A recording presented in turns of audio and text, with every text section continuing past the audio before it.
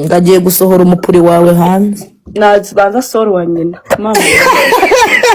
muya wabari bamukandisha abantu imipuri uzi imipuri yaragiye hanze uri kumva ukuntu usigaye uza kuri live ugatukana ninde ndamaze nta n'isoni wagitera ngo nabanza soro wa nyina nasaramubeshya ariko ndababwiye 2026 the strongest will survive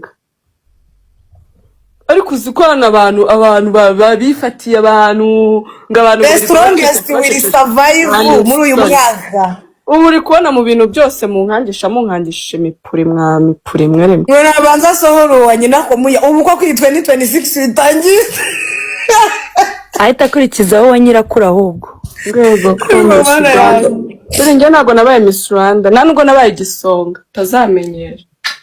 ibyo bitazatuma bitazaguha uburenganzira bwo kumumenyera nta na kimwe yabaye cyo bana muya uransekeje cyangwa byo kuri kino kirive cyawe nawe uransekeje Pacific welcome Godfather agabyuka ry'umushyushyo bro ajya kunya buri kanya bari muri we hari umukobwa bita Harima yego yitwa Harima sinzi nimba ariko yitwa Harima niwe muntu kuva navuka nabonye ukoresha ukuri oya ubuzima bwe mu rugo twatetse ubugari uri kumva warabibireka yagiye no guhaha inyanya z'ijana Imana ni ukuri kw'Imana ibintu avugeza abakobwa bajya guhaha ko nabonye zikanganye ujya kuri TikTok ujya kuri TikTok mu stalking wandikemo Harima niwe muntu nabonye kuri TikTok nkavuga ngo do abayemo ubuzima bw'ukuri warabibereka mani ngiye ku muhanda nguza ibishyimbo byo bino bisanzwe meet you nyine we nta kintu ahisha ni mwiza nta kintu atwaye cyangwa ntabwo ari mwiza oya ahubwo abakobwa tujye tumufatiraho urugero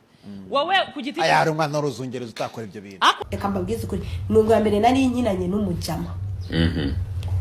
akazajya natsoma guys narabibonye muri komateri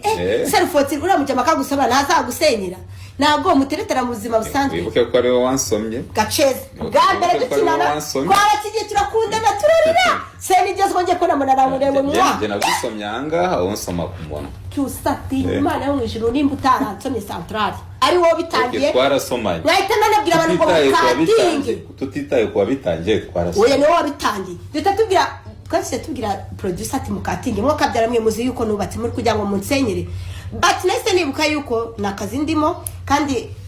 play akazi nazindi zirenze relationship ngirana na Cyusani